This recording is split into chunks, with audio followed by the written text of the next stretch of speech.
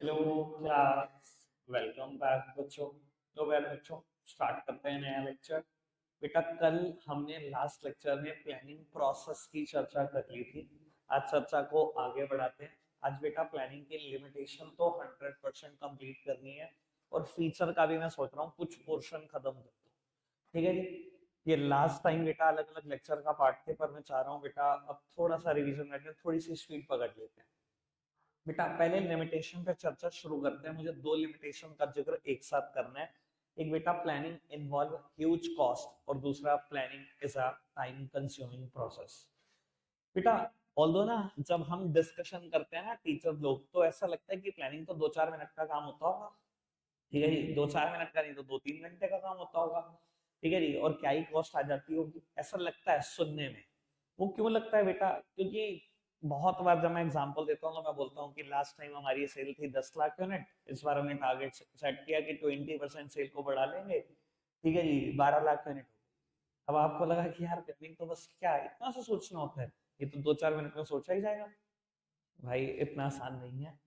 ठीक है जी। पहले एक ऑर्गेनाइजेशन के बाहर से एग्जांपल देंगे, कैसे प्लानिंग में ह्यूज कॉस्ट इन्वॉल्व है, कैसे इतना टाइम लग जाता है।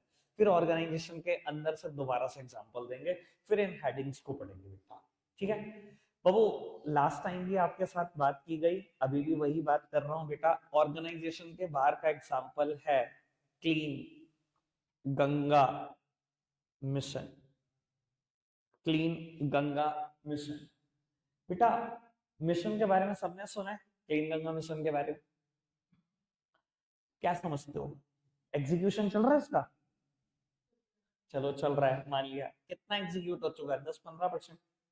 जितना टाइम गया है आज तक, 2009 9-10 का प्रोजेक्ट है ये, आज तक जितना टाइम गया है सारा का सारा 80 to 85% प्लानिंग फेज में गया। यानी कि 14 साल निकल गए हैं। मोटी मोटी बात करो, अभी प्लानिंग फेज में है। एग्जीक्यूशन कुछ भी नहीं, कुछ भी नहीं। इतना टाइम कैसे लग जाता है, लग रहा है ना? सोचने पे लग रहा है ना, इतना टाइम कैसे लग जाता है किसी चीज पे। समझाता हूँ बेटा, कितना टाइम लगता है और कितना पैसा लगता है।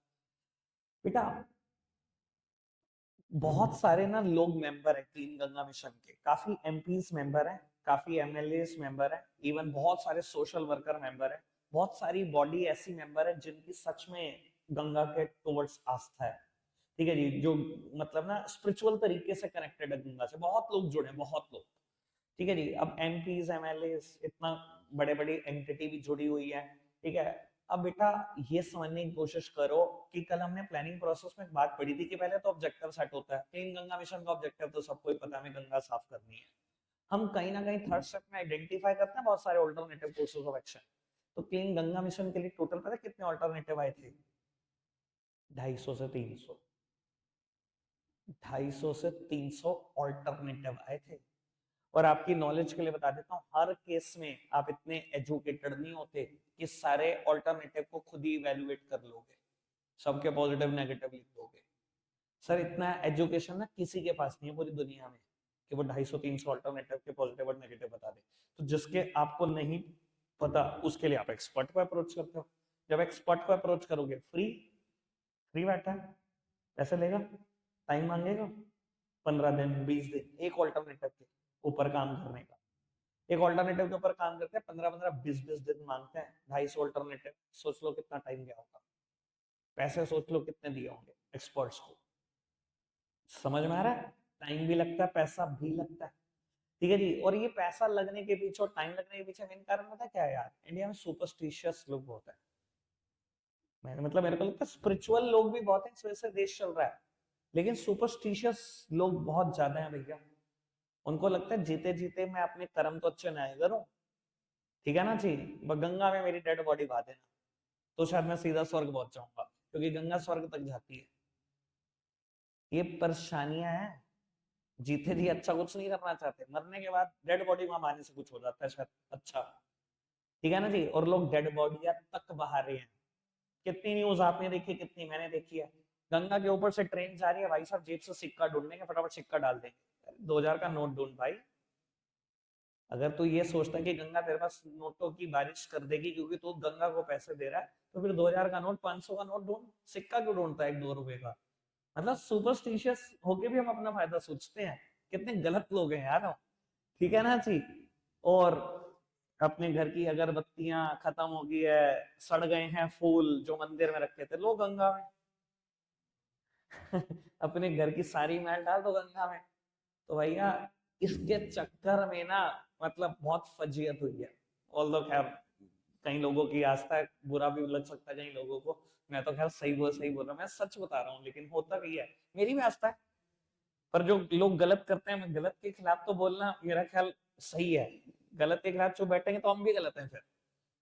तो बाबू मतलब इतने ऑल्टरनेटिव, भाई एक ऑल्टरनेटिव मैंने लास्ट टाइम आपके साथ जिक्र किया था कि एक बार ये भी डिसाइड हुआ था कि अगर किसी पर्टिकुलर कोई रेलवे ट्रैक निकल रहा है गंगा के ऊपर से, तो हम क्या करेंगे, बहुत बड़ी बड़ी पॉलिथीन की लेयर लगा देंगे। इतनी बड़ी लगा देंगे कि लोग कोशिश भी करें ना पूरी जान से सिक्का फेंकें तो भी वो पॉलिथीन पे गिरे। क्योंकि लोग ट्रेन से इतना गंद फेंक देते हैं नदी नालों में कि साफ नहीं हो पा रही। मानते हो ना?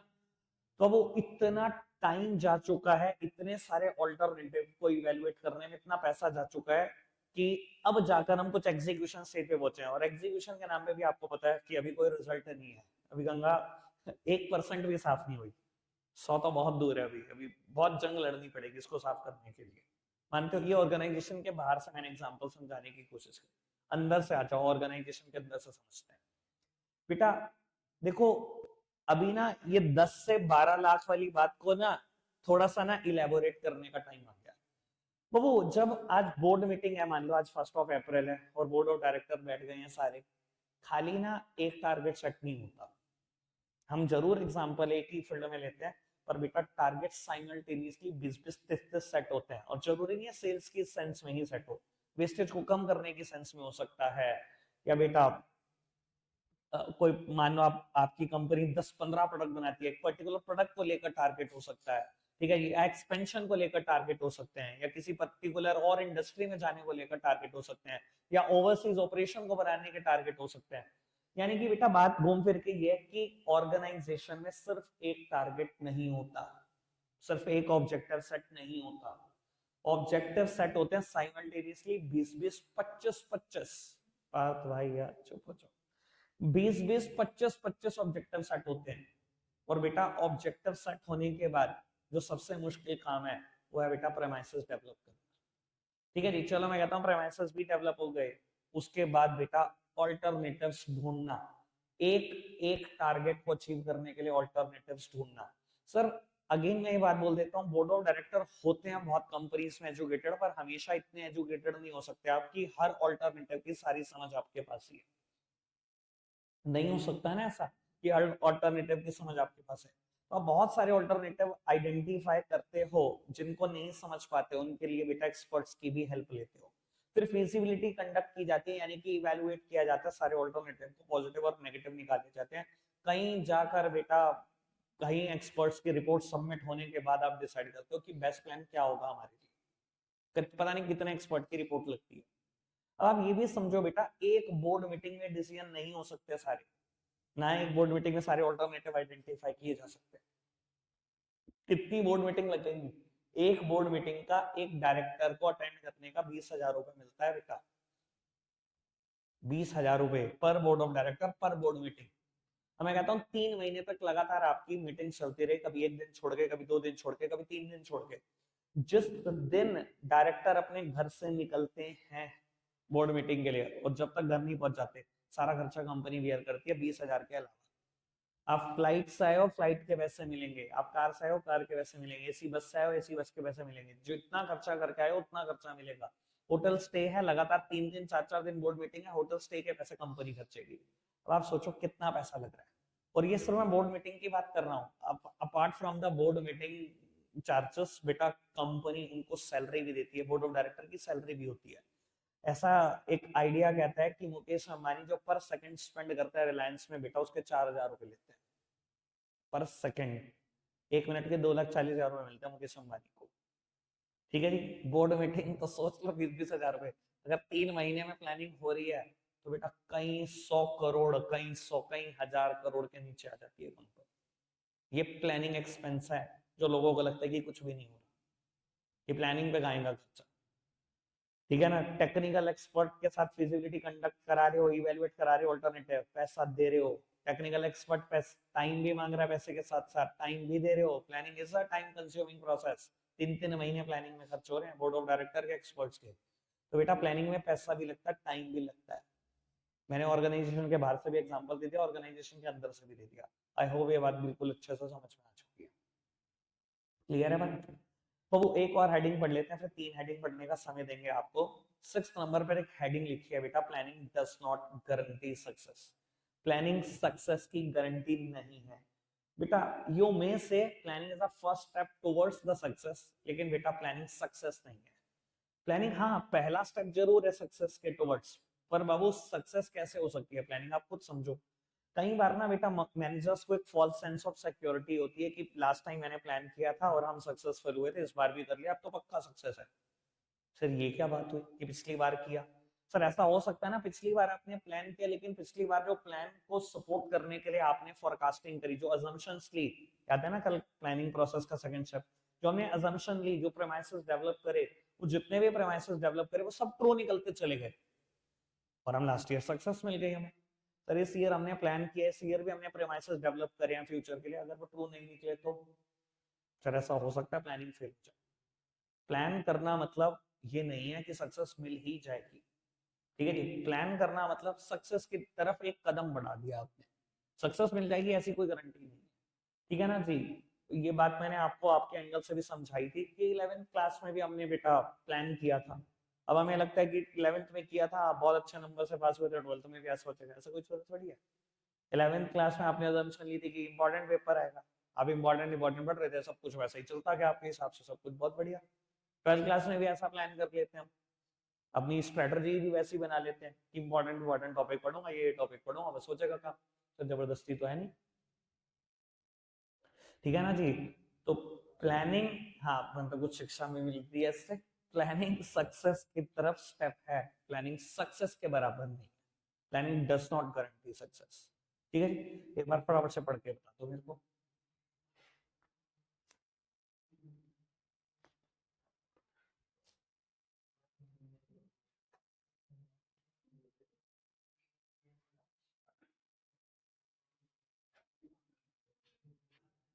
फोर्थ हेडिंग में पढ़ रहा हूँ, लेकिन आपके नोट्स में शायद लिखी होगी 3rd नंबर पर, प्लानिंग रिड्यूसेस क्रिएटिविटी। देखिए हेडिंग बाबू, ये ना आज एक फीचर भी पढ़ने वाले हैं हम थोड़ी ही देर के बाद, सिर्फ 10-12 मिनट के बाद, तो मैं उसका भी जिक्र कर रहा हूँ, आराम से सुन लेना बेटा। एक ना फीचर आएगा अभी, प्लानिंग इज परवेसिव। परवेसिव मतलब प्लानिंग इज प्रेजेंट एवरीवेयर बेटा। ये बात अभी डायरेक्टिंग में भी मैंने तुरंत ही की थी, तब भी मैंने ये बात की थी बेटा, ये गलती से भी मत लिखाना कि डायरेक्टिंग सिर्फ लोअर लेवल करता है। ये बात मैं प्लानिंग में बोल रहा हूँ, ये मत लिखाना प्लानिंग सिर्फ टॉप लेवल करता है, उस बेवकूफियत की कोई जगह नहीं है। मैनेजमेंट का हर फंक्शन हर लेवल पर परफॉर्म होता है, बस उसका एक्सटेंट कम या ज्यादा हो सकता है। आप मुझे ये कहोगे most of the planning is done by the top level management, बेटा आई एग्री, 90% के आसपास प्लानिंग करता है बेटा टॉप लेवल पर, सिर्फ प्लानिंग टॉप लेवल करता है, ये बहुत खराब और कबाड़ा से स्टेटमेंट है बेटा, ठीक है ना। ये 7-8% के आसपास प्लानिंग मिडिल लेवल मैनेजमेंट भी करता है, और 3-4% के आसपास प्लानिंग बेटा लोअर लेवल मैनेजमेंट भी करता है, यानी कि प्लानिंग एक परवेसिव फंक्शन है, ठीक है जी। तो बेटा मुद्दा उठता है इस लिमिटेशन का, प्लानिंग कैसे क्रिएटिविटी खत्म कर देता है। जब आप इतना सारा प्लानिंग कर रहे हो, दिमाग लगा रहे हो, तो बेटा आपका तो दिमाग बढ़ना चाहिए, क्रिएटिविटी कम नहीं बढ़नी चाहिए बेटा। ऐसा आप यहाँ पर लिखेंगे कि most of the planning is done by the top level management alone, 90% के आसपास प्लानिंग आप कर रहे हो, तो बेटा जो क्रिएटिविटी बढ़ रही है वो सिर्फ इसी लेवल की बढ़ रही है। Most of the levels, most of the departments तो बेटा सिर्फ एग्जीक्यूट कराने के लिए प्लान को, ये सिर्फ अपनी छोटी मोटी डिपार्टमेंटल प्लानिंग करते हैं, बाकी इनको फंक्शन क्या दिया जाता है कि सिर्फ एग्जीक्यूट कराओ ये प्लान को, ये हमने प्लान बना दिया, ये रे पेपर, ये एग्जीक्यूट करा कर दो। तो बेटा अगर सिर्फ एग्जीक्यूशन करते रहोगे तो बाबू जो आपका क्रिएटिव माइंड है वो एक दिन खुद ही खत्म हो जाएगा। मैं आपके साथ हमेशा एक बात शेयर करता हूँ कि बेटा नॉलेज एक साल में 60% डेप्रिशिएट करती है ना। 2-3 साल बेटा अगर मतलब अपनी पढ़ाई की फील्ड में ना रहो, आप इधर उधर दिमाग लग जाए तो 2-3 साल में साफ हो जाओगे, बिल्कुल कुछ याद नहीं आएगा कि क्या था। मान लो मैं कहता हूँ आप में से कई लोग बिजनेस को ज्वाइन कर लेंगे 12th के बाद, या कोई किस फील्ड में चला जाएगा, कोई किस फील्ड में। मान लो कोई स्टैट ऑनर्स करना शुरू कर देते हैं, इसके बाद 3 साल अकाउंटेंसी के टच में नहीं आए, चौथे साल आप उससे पूछ के देखो अकाउंटेंसी का एक क्वेश्चन 12th का, कुछ भी नहीं याद आएगा, चाहे वो अपनी टाइम में टॉपर रहा हो। भाई सेम चीज मैं अपने साथ भी बता देता हूँ आपको, 2010 में मेरी 12th हुई, मैथ्स में बहुत अच्छा खासा स्कोर किया करता था मैं, आप पूछ के देख लेना मेरे बारे में कैसी थी मेरी मैथ्स, मेरी अकाउंट से भी अच्छी मेरी मैथ्स थी। ठीक है, इतनी अच्छी थी कि साइंस साइड वाले बच्चों से भी अच्छी थी, इतनी अच्छी मैथ्स थी। ठीक है, 2014 में सीए बना, एक अक्षर भी याद नहीं था मैथ्स का, एक अक्षर भी, सब साफ हो गया था। ठीक है जी, आज भी चैप्टर के नाम नाम ध्यान है बेटा, बहुत ज्यादा फॉर्मूलाज भी नहीं बता पाऊंगा आपको। तो बाबू ये हालात हो जाते हैं, ठीक है ना, एक टाइम के बाद। तो यही बात आप सोचो ना कि अगर मोस्ट ऑफ द प्लानिंग आप करते रहोगे, ये रेस्ट ऑफ द लेवल्स बेटा सिर्फ इम्प्लीमेंट करने के लिए है, तो 2-3 साल के बाद आपका इनका दिमाग कहाँ चल रहा होगा। एक तरफ तो आप ये करते हो कि जाते हो बड़े बड़े इंस्टीट्यूशन में, आईआईएम्स में, और मैनेजर्स को उठा के लेके आते हो बड़े बड़े पदों से, ठीक है जी, बड़े बड़े टॉपर उठा के लाते हो आईआईएम के, 20-20 30 लाख के पैकेज दे के लाते हो, और उनसे कराते क्या हो, एग्जीक्यूशन फंक्शन। तो भाई उनकी क्रिएटिविटी का आपने फायदा तो उठाए। आज आप सोचने नहीं दे रहे उनको, 2 साल बाद वो सोच पाएंगे ही नहीं। 2 साल बाद जब आप कहोगे कि आप सोच के बताओ कुछ ऑल्टरनेटिव, तो वो ऑल्टरनेटिव भी नहीं सजेस्ट कर पाएंगे, इतने हालात खराब हो जाते हैं। समझ में आती है कैसे प्लानिंग क्रिएटिविटी को खत्म कर रही है, और किनकी क्रिएटिविटी को खत्म कर रही है। सबकी क्रिएटिविटी खत्म नहीं हो रही, आपकी तो हमेशा ही बढ़ रही है बेटा, सारा दिमाग ही आप लगा रहे हो। ये चीज ही ऐसी है ना बेटा, जितना लगाओगे उतना बढ़ता चला जाएगा। ठीक है ना जी, आगे बढ़ जाए बात। बेटा एक फर्स्ट नंबर पर हेडिंग आती है, एक ही बार पढ़ने दूंगा, 3 हेडिंग खत्म करो। सबसे फर्स्ट नंबर पर हेडिंग आपने ठीक कर ली होगी आई होप नोट्स में, planning leads to rigidity. Planning बेटा रिजिड कंसेप्ट है, from very first day rigid ही है और रिजिड ही रहेगा।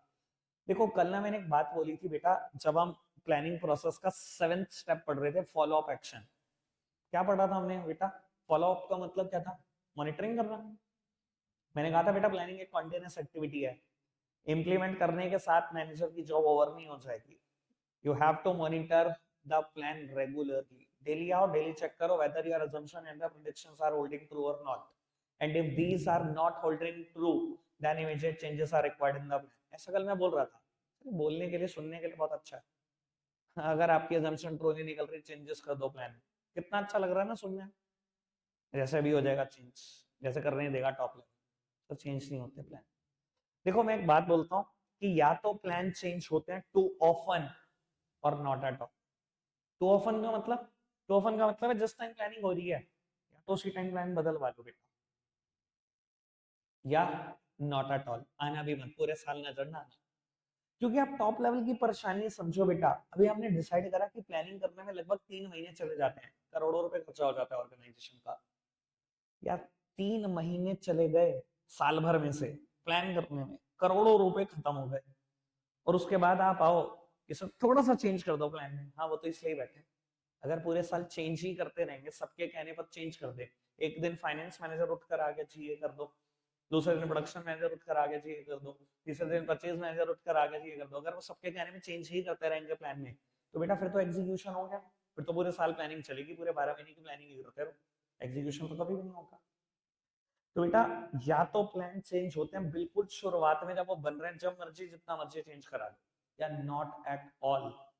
अगर एक बार वो बन गए तो समझ लेना ये परफॉर्मेंस आपसे एक्सपेक्ट की जा रही है, और अगर इसके अकॉर्डिंग रिजल्ट आए तो बेटा आपको भी पनिशमेंट मिलेगी, you will be fired. Planning एक रिजिड कंसेप्ट है, रिजिड ही रहता है, चेंज कभी नहीं होते प्लान।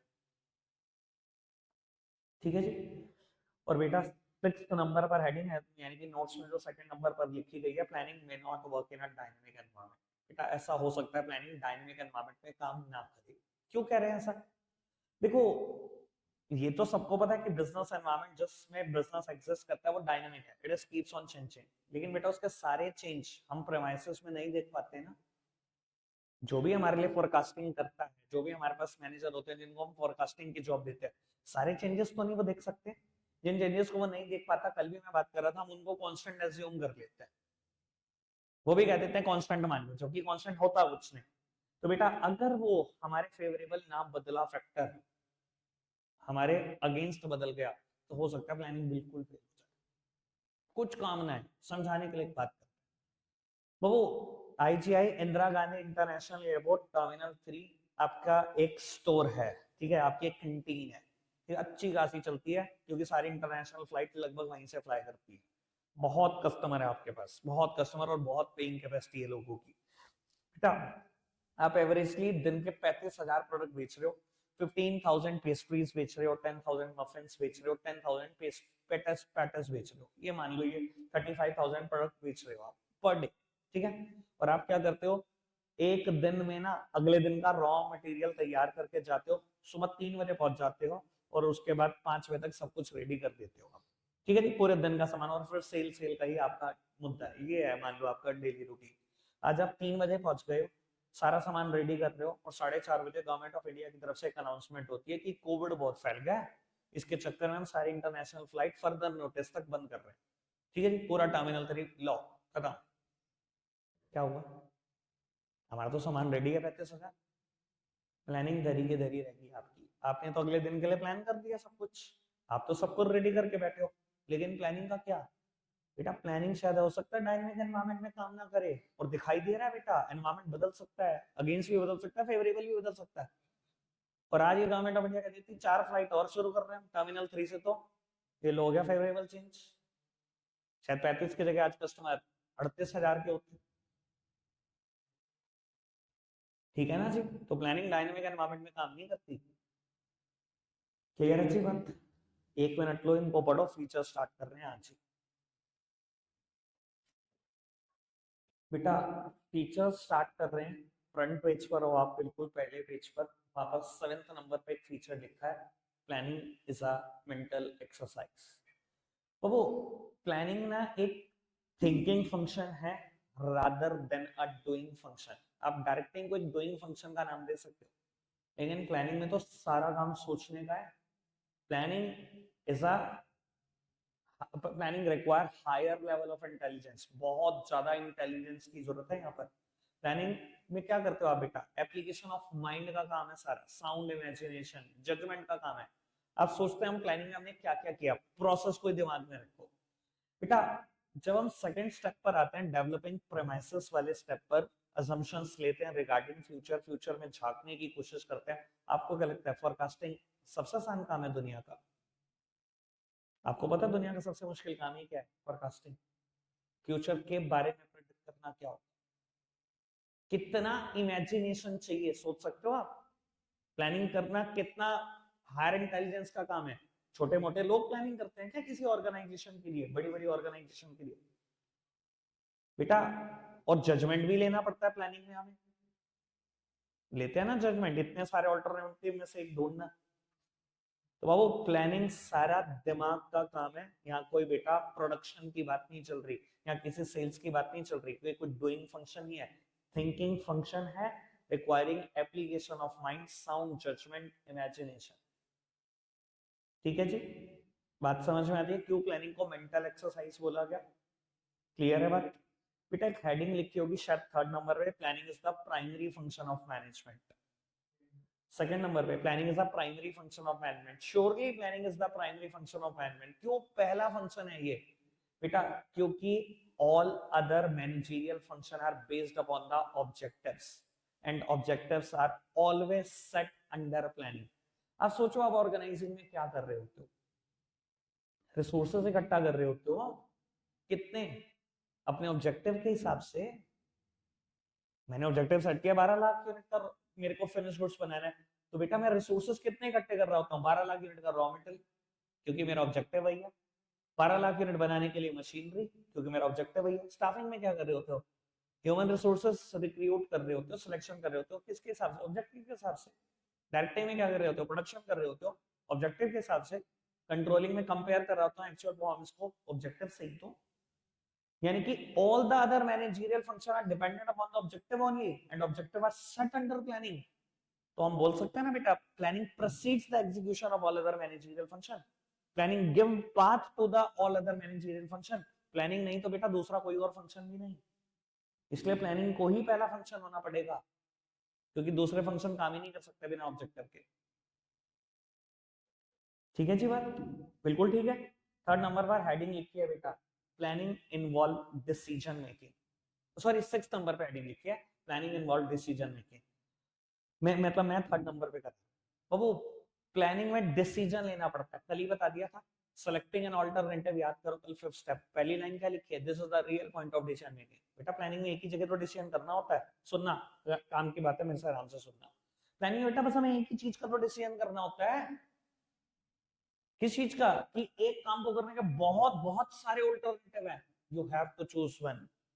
एक चूज करना पड़ेगा जिसके थ्रू आप आगे बढ़ोगे, इसी चीज का डिसीजन करना पड़ता है। एक बात बताओ बेटा, अगर किसी काम को करने का तरीका ही एक है तो प्लानिंग की जरूरत क्या है? अगर किसी काम को करने का तरीका ही एक है, मैं एग्जांपल दे देता हूँ आपको। मान लो बेटा आपने ना कोई टेक्नोलॉजी इंपोर्ट कर रही है, और उस टेक्नोलॉजी को इंपोर्ट करने का लाइसेंस ना सिर्फ एसटीसी के पास है, स्टेट ट्रेडिंग कॉर्पोरेशन होती है बेटा, कस्टम में पता लगेगा आपको, कभी पढ़ने का मौका मिला। ठीक है जी, और उसका लाइसेंस सिर्फ एसटीसी के पास है, स्टेट ट्रेडिंग कॉर्पोरेशन के पास है, बस इसके थ्रू इंपोर्ट हो सकती है वो टेक्नोलॉजी, और किसी कोई एंटिटी नहीं है पूरे इंडिया में जो इंपोर्ट कर पाए, सिर्फ यही इंपोर्ट कर सकती है। अच्छा, को प्लानिंग की जरूरत है? ऑल्टरनेटिव आइडेंटिफाई करोगे, इवेलुएट करोगे, सेलेक्ट तो इसी ने होना है, एक ही ऑल्टरनेटिव है।